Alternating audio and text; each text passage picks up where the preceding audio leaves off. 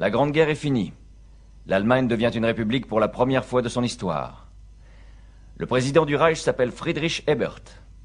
La misère est partout, la faim aussi, et la faim engendre la grogne, les troubles. Pour beaucoup, à droite, le traité de Versailles, élaboré par les Alliés, est considéré comme un déshonneur national.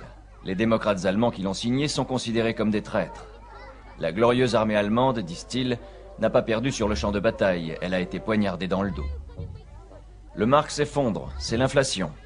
L'argent perd toute sa valeur. Il faut des millions de marks pour acheter une miche de pain. Et qui est responsable, demande la droite.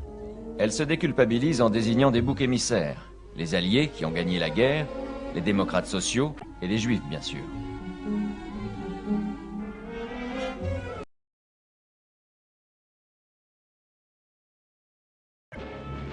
New York, 24 octobre 1929. Les marchés financiers touchent le fond. C'est le crash boursier. L'effondrement économique qui secoue l'Amérique va bientôt ébranler le monde entier. L'arrêt brutal des fonds en provenance de l'étranger va causer la perte de la fragile économie allemande. Des milliers de petites affaires et de commerces ferment. Très vite, 6 millions d'Allemands se retrouvent sans travail. Les gens se demandent partout comment tant de prospérité puisse être si soudainement remplacée par tant de misère.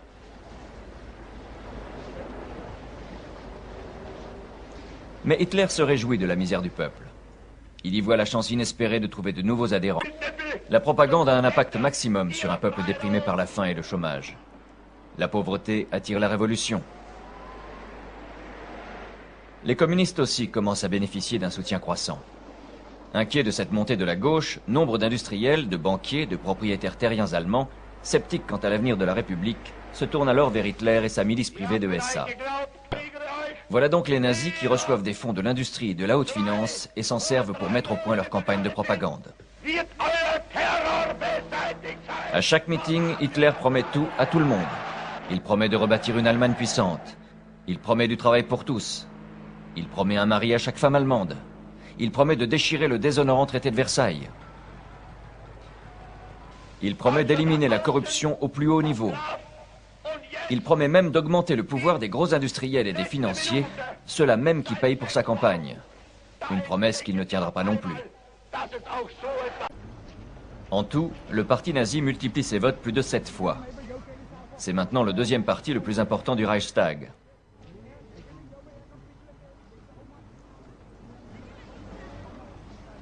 Les communistes aussi sont en augmentation croissante.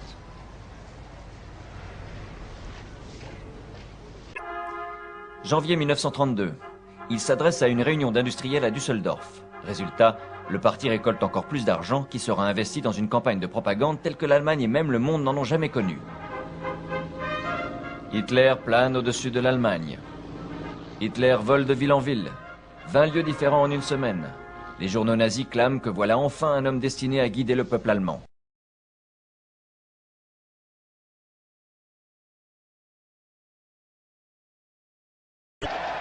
« 30 janvier 1933. Hindenburg cède aux pressions qui l'entourent de tous côtés. Adolf Hitler se voit enfin offrir le plus haut poste du pays à côté de celui du président, celui de chancelier du Reich. C'est ainsi que triomphe le vagabond venu d'Autriche, le bourreau des juifs et des socialistes, l'ennemi juré de la démocratie, l'adepte de la barbarie. Un homme qui a basé la totalité de son programme politique sur des mensonges et de la propagande, qui se voit uniquement comme le Führer d'une future race supérieure. On peut le contrôler, disent ceux qui lui ont mis le pouvoir entre les mains. On veut voir notre guide, implore la foule. Et voilà comment est né le Troisième Reich.